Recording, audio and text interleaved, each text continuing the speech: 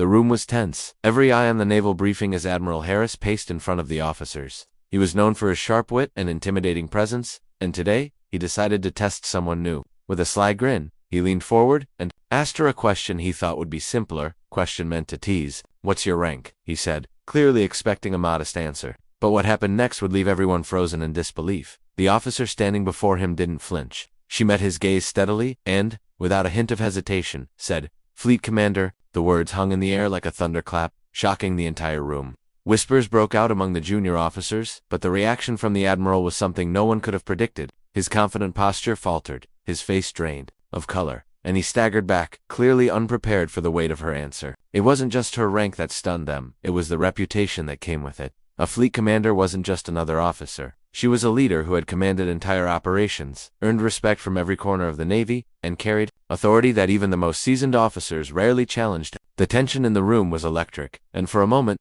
time seemed to stop. As murmurs filled the space, everyone wondered what the Admiral would do next. Would he regain his composure, or had he just underestimated someone far more formidable than he ever imagined? The next moments promised to be unforgettable. No one spoke for a moment. The Admiral's usual authority felt fragile, almost human, as he steadied himself against the edge of the podium. All eyes were on her Fleet Commander Alexandra Pierce, whose calm, unwavering gaze seemed to challenge the very air in the room. Rumors had swirled about her for years, whispers of daring missions and flawless strategy, but few had ever seen her in person, let alone stand toe-to-toe with someone like Admiral Harris. Alexandra's journey to this point wasn't ordinary. She had started her career in the Navy when most of her peers were still learning the ropes. Every assignment, every deployment, had tested her in ways that would have broken others. Under her leadership, missions that seemed impossible had succeeded, earning her accolades and the respect of those who served under her. But the higher her rank, the more she became a figure of intrigue. Some admired her brilliance, while others questioned the audacity that allowed her to rise so fast.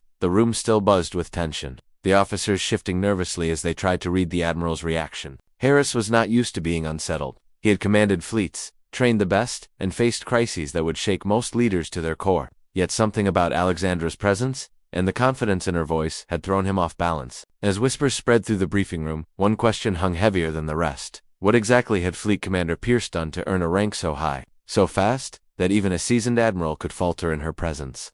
The answer was coming, but no one could predict how it would change the dynamics in the room. The room seemed to shrink around them as the tension thickened. Some junior officers whispered quietly to each other, speculating how a fleet commander could enter a room and instantly unnerve one of the Navy's most respected admirals. Others tried to mask their awe, but it was impossible. The weight of Alexandra's reputation filled every corner of the briefing hall. Admiral Harris, still regaining his composure, clenched his fists behind his back. He had faced countless high-stakes operations, negotiated delicate alliances, and led men and women through impossible missions. Yet Alexandra's presence felt different, calculated, confident, and unapologetically commanding. It wasn't just her rank, it was the aura of authority she carried, the kind that made seasoned leaders question their own instincts. Meanwhile, Alexandra's eyes scanned the room, taking in the reactions, reading the tension like a map of unspoken alliances and rivalries. She wasn't here to intimidate, but to observe, to understand the chain of command she was now a part of and, perhaps, challenge it in subtle ways.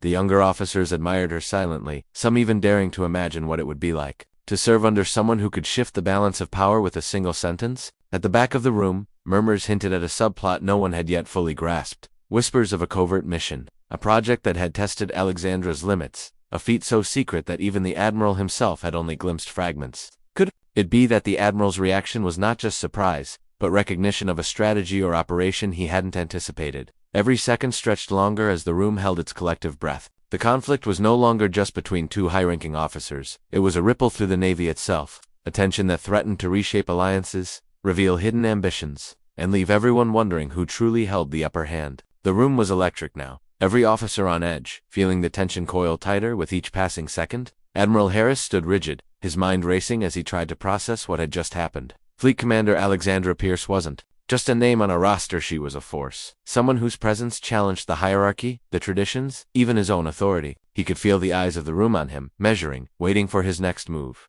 Alexandra, however, remained composed. There was a quiet confidence in her posture, a steady gaze that suggested she had anticipated this moment long before stepping into the briefing room. Her calm contrasted sharply with the storm brewing around her. Whispers grew louder, officers exchanging glances, some in disbelief, others in admiration.